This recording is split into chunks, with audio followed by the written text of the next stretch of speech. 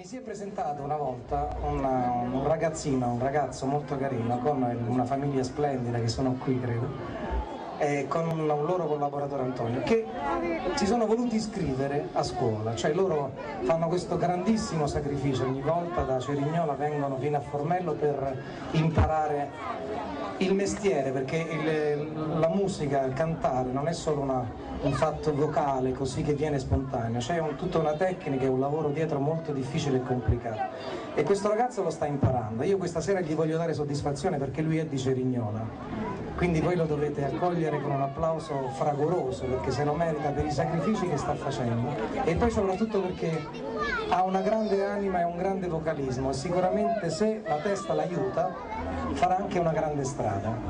Brian Siciliano!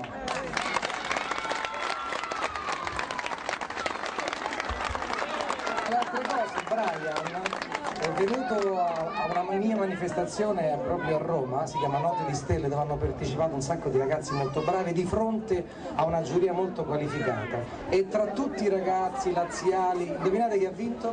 Lui! Brian!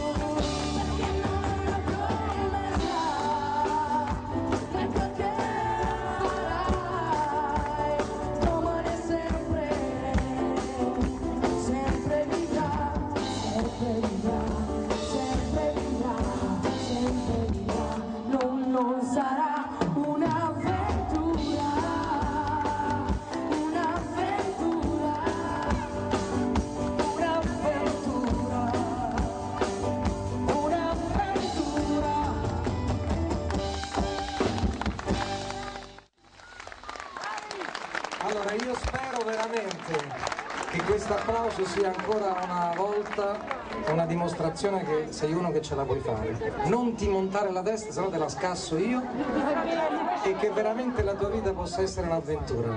Tanti auguri, in bocca al lupo, ti prego, vai. Vorrei dire due parole, vorrei ringraziare comunque tutta la piazza di Cerignola, fate un grandissimo applauso!